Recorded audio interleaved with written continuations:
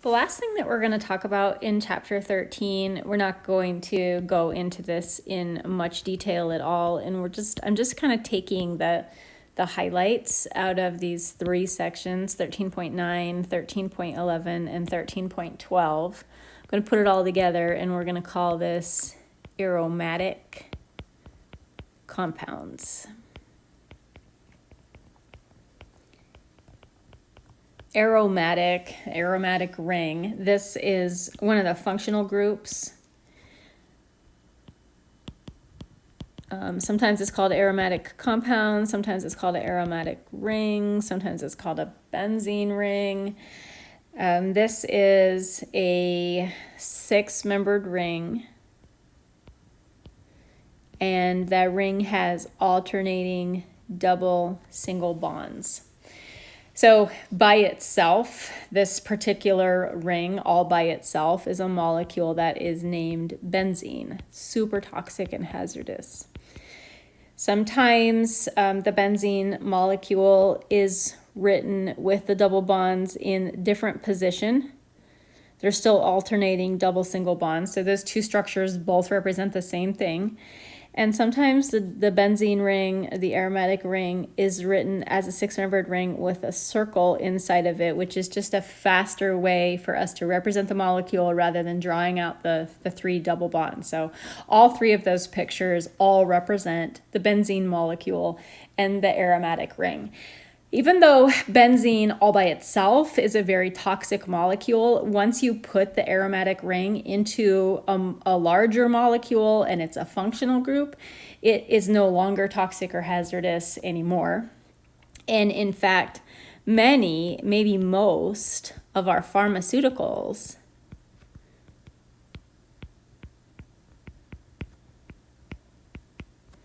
contain benzene rings or aromatic rings.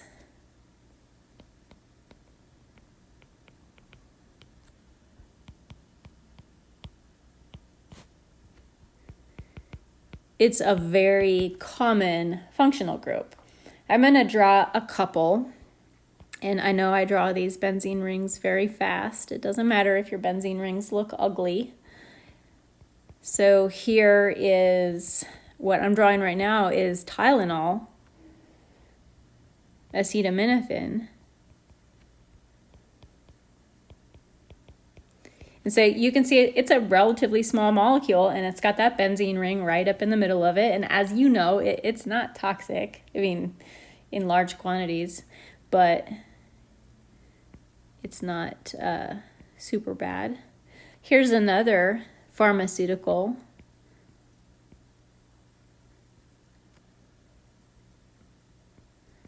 This particular pharmaceutical has 3 rings total. 2 of them are benzene rings, and then one of them is just a regular 6-membered ring. This structure that I'm drawing is Zoloft, which is also known as sertraline. Zoloft is the trade name, sertraline is the generic name. So there's another pharmaceutical, very popular pharmaceutical molecule that contains benzene rings. In addition to pharmaceuticals, many natural products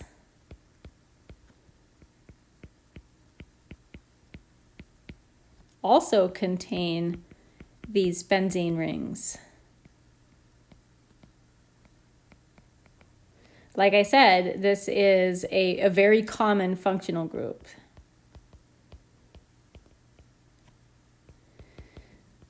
So before I draw a couple structures, let me just talk. When a chemist says natural product, what we mean by that is a compound that can be extracted from, let's say, a plant, some sort of living substance.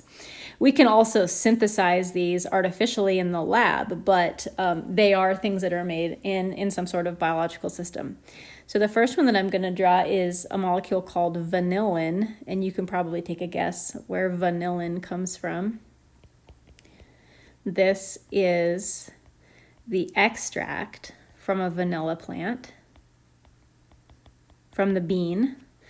The chemical is called vanillin, and this is what has the nice, delicious vanilla smell in the vanilla extract. And we can also make that synthetically as well. And another one that you might be familiar with, you're probably familiar with,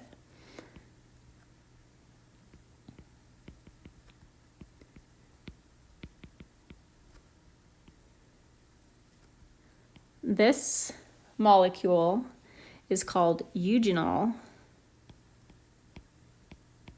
So you probably don't know it by that name, but this is just the extract that comes out of cloves. So that nice, spicy, delicious, wintry smell, again, can be made artificially, or it can just be extracted directly from the plant. And in this section, that's all that we're going to do. We're just going to we're just looking at a few molecules that contain the aromatic ring. You're already good at identifying the aromatic functional group, and so this section is just nice and easy. Nice and easy.